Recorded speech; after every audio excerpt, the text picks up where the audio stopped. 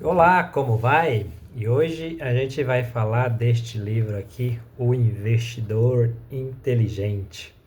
É muito difícil, né, você falar hoje como investidor, porque tem duas posições.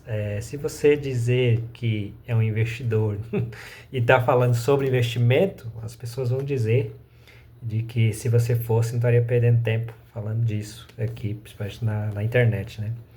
E a outra posição é se você não é investidor, né, de investimentos grandes, e daí você está falando aqui de investimentos, então você não teria gabarito para estar falando sobre investimentos. Então, tudo aquilo que as pessoas procuram não fazer, às vezes elas procuram um meio de desculpa, não algo de que realmente seja real, né? E este livro aqui, O Investidor Inteligente, de Benjamin Graham, que é um americano, né? Que é basicamente um guia prático. Ele ensinou Warren Buffett aí sobre investimento. Quem não sabe, Warren Buffett é hoje o maior investimento da bolsa de valores, né? Ele basicamente não tem empresa que produz, como a Microsoft, como a Apple, como empresa de fato. Ele trabalha mais com parte de investimento.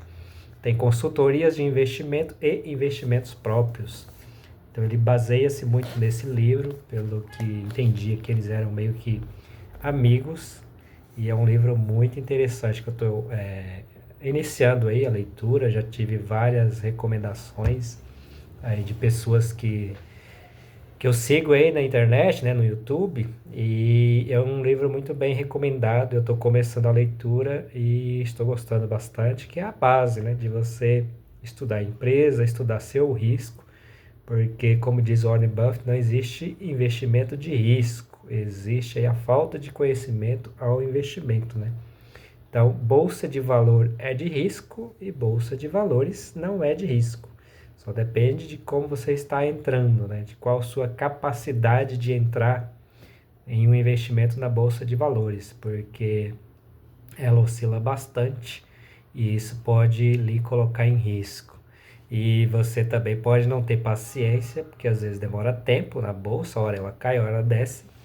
E isso não muda muita coisa para quem está investindo, porque se eu investir 10 mil na bolsa, a ação subiu o dobro e está 20 mil e eu não vendi, em tese ela não subiu, porque eu não lucrei, não vendi, então ela subiu só na teoria. Se ela caiu a 5 e eu não vendi, ela só caiu na teoria também e em tese também caiu, mas se eu não vendi, eu também não perdi. Então, perder e ganhar não depende de quanto a ação subiu, quanto a ação caiu. Vai depender aí do quanto você lucrou ou perdeu de acordo com quando você comprou e quando você vendeu. Você executou esta, esta ação, né? Quando você vendeu e não tem mais parte desse investimento aí, você vai calcular de acordo com a sua compra e você tem o seu veredito final aí de rendimento ou prejuízo.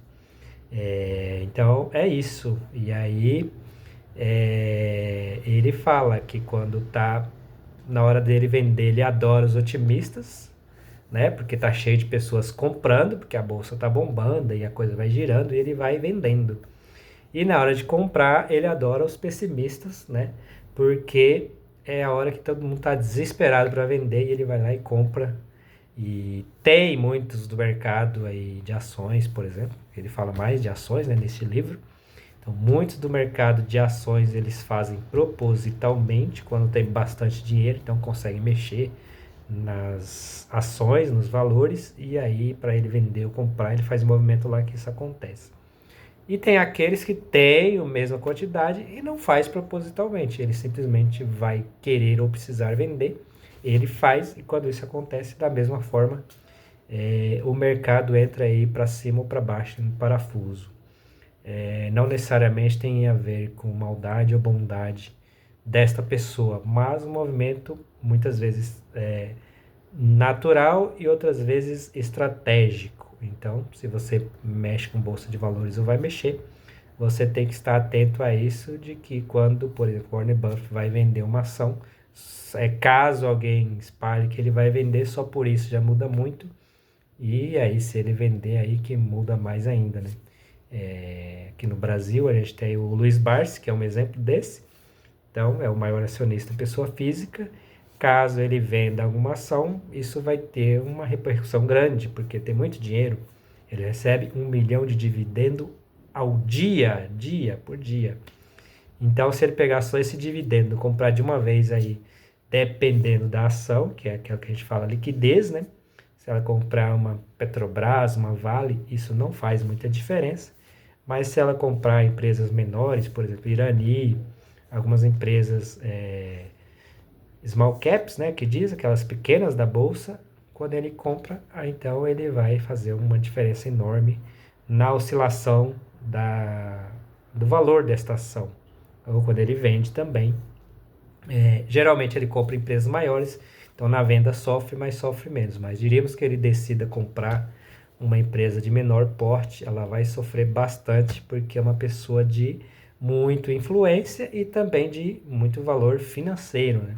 Então qualquer compra dele já é de peso, tanto no valor quanto na posição pessoa.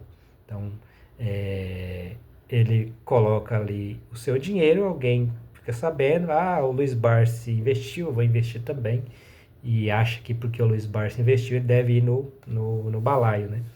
Então, esse é o risco estimado que o Warren Buffett fala, que, né, o risco não é a bolsa, mas é como você vai atuar nela.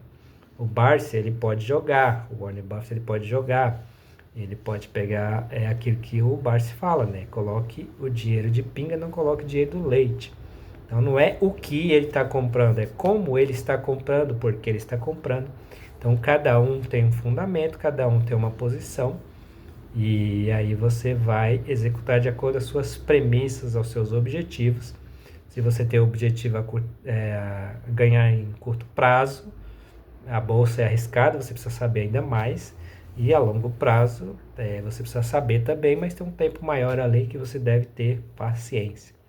E eu citei bastante aí o Barsi, porque é o mais conhecido aqui no Brasil, né? O que tem maior posição financeira, pessoa física. E apesar de ter começado a falar do investidor inteligente desse livro aqui, e ter aí desandado para a parte do Barsi, é porque o Barsi ele usa da sua aplicação basicamente sobre o mesmo conceito do investidor inteligente, né? Que é o estudar boas empresas, estar presente, buscar saber os relatórios, buscar saber os demonstrativos, buscar saber se não está acontecendo uma guerra, não está acontecendo alguma coisa que vai oscilar ali nessa ação, ou se a questão é intrínseca. Está acontecendo uma guerra e está mexendo em petróleo, e agora tem um caso aí muito evidente que é da Raizen, né, ou Raizen, como queira dizer, e que mexe com algo que está ligado ao petróleo. Então a parte dela em si está em dificuldade, mas não tem uma ligação direta com a guerra. Então é da empresa. Então você precisa entender quando é de um mercado macro, de quando é um mercado micro, de quando é da empresa. Então, às vezes, uma empresa pequena, diríamos que seja uma cidade, às vezes tem empresas grandes que estão em cidades pequenas. E algo da cidade ali, ela pode ter uma grande repercussão, né? O caso da Vale, a Vale era grande, teve o problema lá de Mariana, e teve o problema lá de Brumadinho, enfim, teve esses problemas em Minas. Ela sofreu menos pelo tamanho, mas de uma empresa média para pequena ali poderia ter inclusive acabado, né? Então tem questões sazonais que acontecem e podem interferir diretamente na empresa, né? Então isso que você precisa estar esperto. E investir não é aprender só sobre investir ali no mercado, é aprender a cuidar da própria vida, tanto financeira como todo. Então é um aprendizado muito importante. Então é sobre o investidor inteligente hoje. A gente vai ter mais complementos sobre ele. Então acompanha aí, curta, comente, compartilha. Você já investe? Nem que seja R$ 10. Qualquer investimento, ele pode não lhe trazer rendimento atual financeiro, mas ele traz rendimento de conhecimento, que muda a sua visão sobre a vida, sobre investimento, sobre bolsa, sobre tudo. Então é isso. Então curta, comente, compartilha, se inscreva em nosso canal aí.